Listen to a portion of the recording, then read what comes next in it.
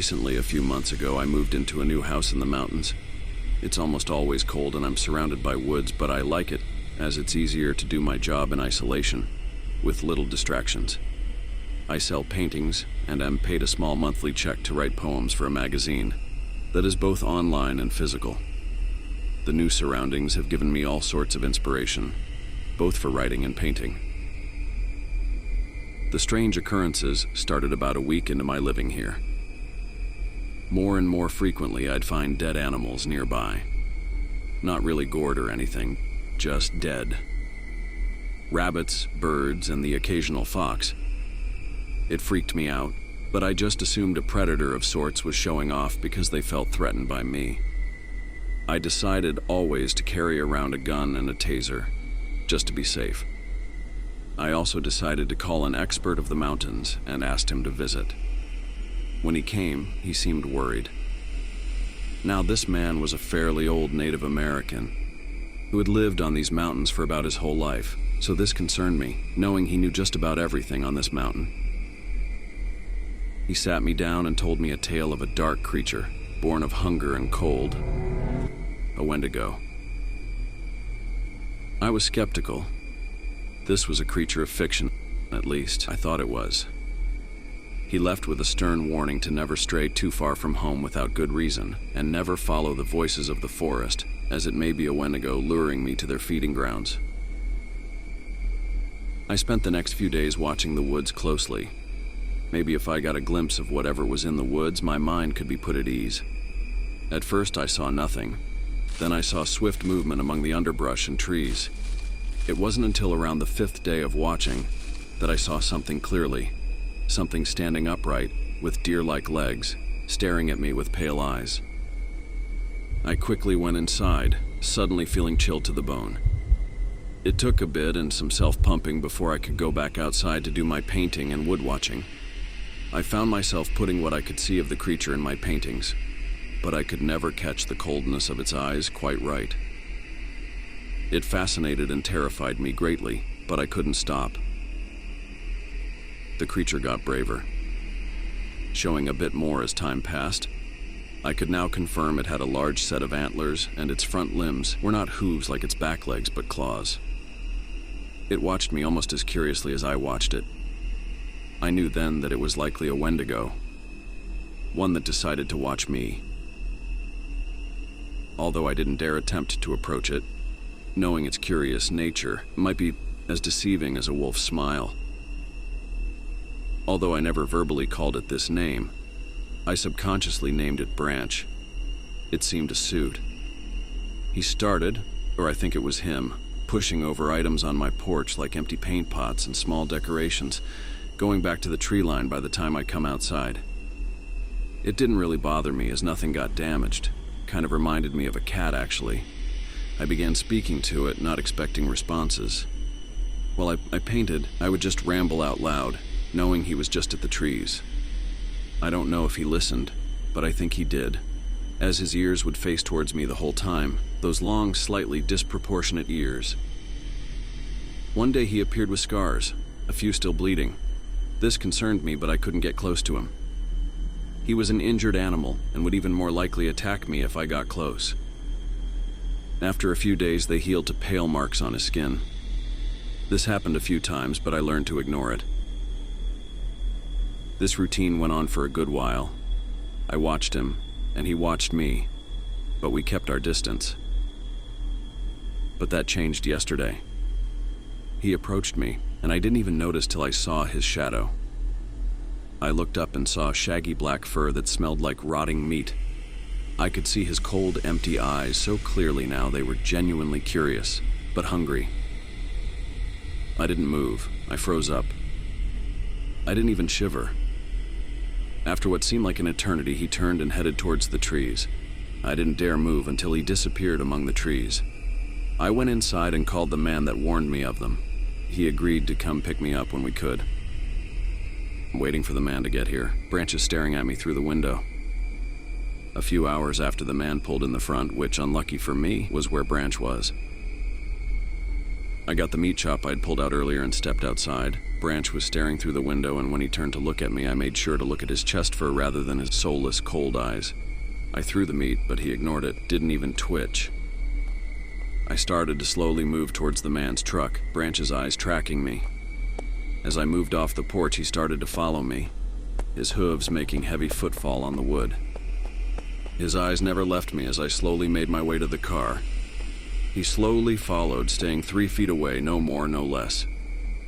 When I finally made it in, he was still staring with those cold, empty eyes. The man slowly pulled out and started down the long mountain trail.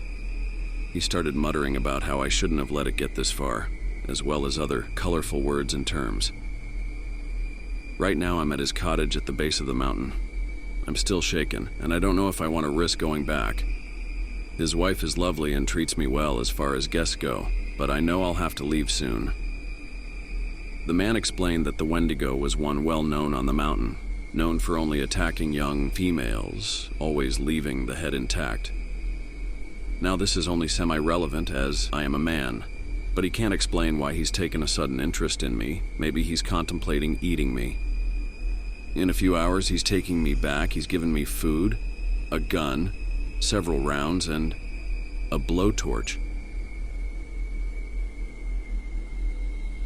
I got home an hour ago. Branch wasn't there, but my porch looked like a tornado passed, and I think there's shit by the doorstep. I quickly went inside and locked the doors and the windows. I don't think he knows I'm back yet, and frankly, I don't want him to know. It's been a few hours and no sign of him. I don't want to go outside to tidy up my porch. I'm too scared to. It's hard to swallow the sandwich I made because of the tension I'm feeling, but I have to eat. I think I'm gonna take a nap after I finish it.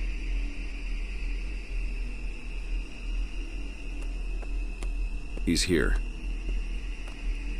He's staring into the windows and making distorted huffs and brays, occasionally stamping his hooves on the porch. He can't see me right now because I'm behind the couch. He sounds angry. He's started banging his antlers on the glass. He's trying to fucking break it. It's starting to crack. The glass shattered. My heart is pounding. My ears are ringing, and I can smell the rotten meat he reeks of. He crawled in through the window. I think he can smell me.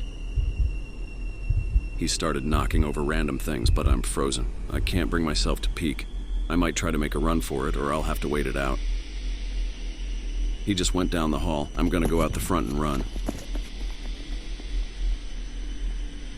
I don't know how far I ran, but the sun went down by the time I stopped, and the temp is definitely below freezing. Luckily, I was already wearing a heavy coat, and I found a small overhang. We'll rest. Hopefully, he doesn't find me. I woke up, but it's still dark out. It's only 12. I slept 3 hours. I'm shivering like crazy, but the overhang helps a little, blocking the wind. The forest seems still. Nothing is stirring, and not even the owls are hooting.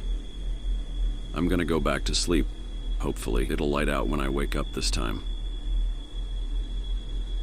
I woke up an hour or so ago and started walking towards the base of the mountain. My limbs feel numb, but the movement has helped. The forest is still eerily quiet, and I keep finding blood puddles and tufts of fur. I think Branch threw a massive tantrum. I need to find a house with people in it. Safety in numbers. I didn't bring the gun. I know I'm stupid, but I just wanted away from him. I started running again. I heard what sounded like hooves, and I swear I smelled rotting flesh again if he catches me on his turf. I'm honestly fair game to kill, even if I'm not his preferred food. I found a field of corpses, deer, bears, rabbits, wolves, birds, dead animals everywhere. I quickly went around it, holding my breath and trying not to puke. I guess that's why the forest was so quiet. He killed all the animals in a fit, like a violent child throwing a tantrum. A child that could easily rip out my throat and cave in my rib cage and skull. I'm seriously hoping he isn't following me. I can see houses. I think I found one of those retreats for monks or whatever who take vows of silence. I'm gonna see if they can help me.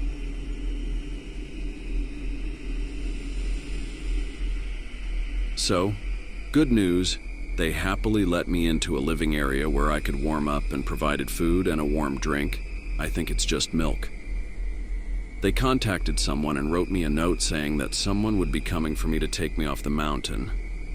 A few decided to be curious, so I explained what happened. A few wrote me off, but others gave me scared, shocked looks. They took me to a bedroom and told me that I can sleep until the person coming to get me actually gets here. When he does, I'm not going back. My things can stay there, as can Branch. I was able to sleep a few hours before the guy came. I told him to just take me to the nearest town. I'm outside a motel right now, slowly making calls and arrangements. I'm never going back to that place with that thing.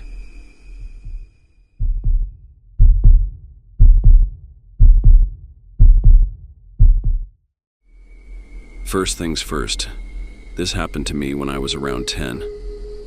I've lived in Idaho all my life and spent a lot of time outside or in the wilderness as a kid. My grandparents would take me camping, and my older brother and I would always hike up whatever trails we could find to get a view of the sunset. On one of these occasions, something terrifying happened. We were up at a campsite I only know as Warm River. The river there never freezes over, and my brother and I were on a regular evening hike. There was an old tunnel bored through the mountain at one part of the trail, probably an old train tunnel, and we were walking through it when I heard something I'll never forget. After walking through probably 2-3 of the way through the tunnel, I heard a terrible screech at the end we entered through. The screech wasn't like anything I'd heard before. I've heard the screams of animals on dark and windy nights. I even think I've heard Bigfoot calls a few times, but never the metallic grinding screech I heard that day.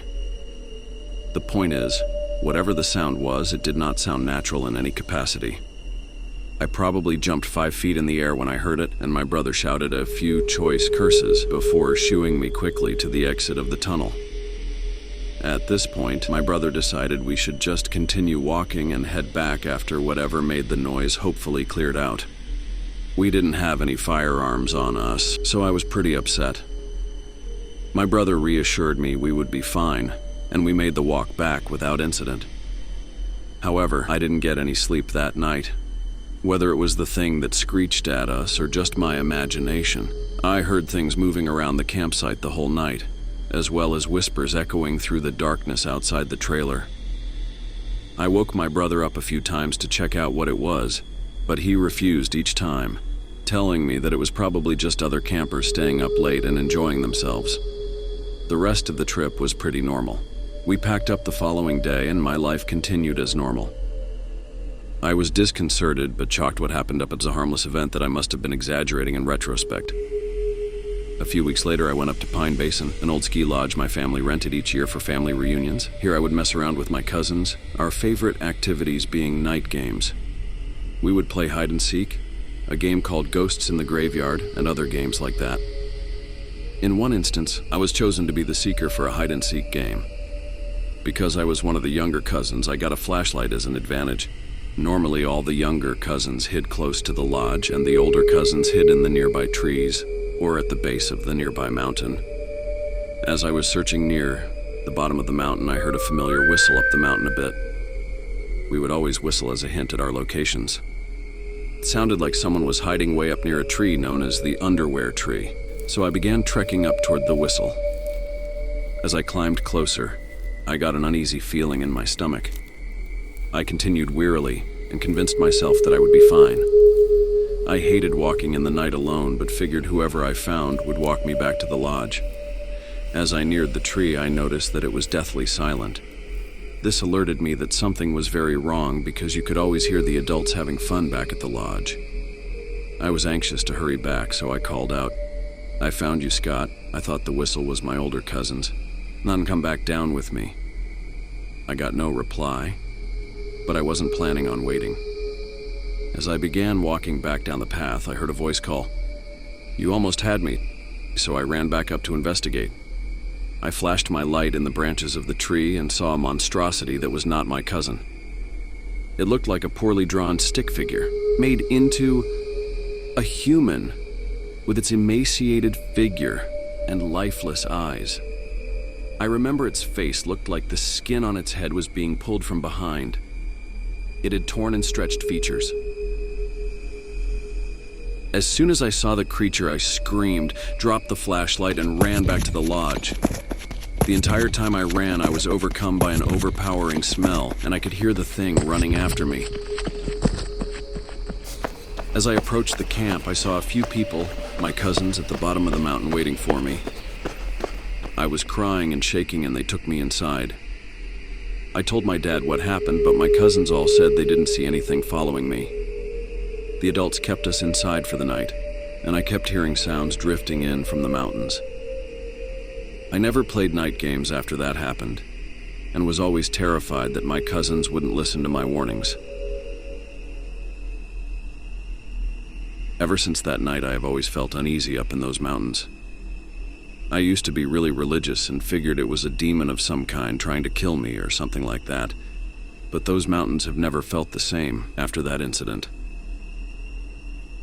A few days ago, the game Until Dawn became really popular, and I watched a walkthrough of it on YouTube.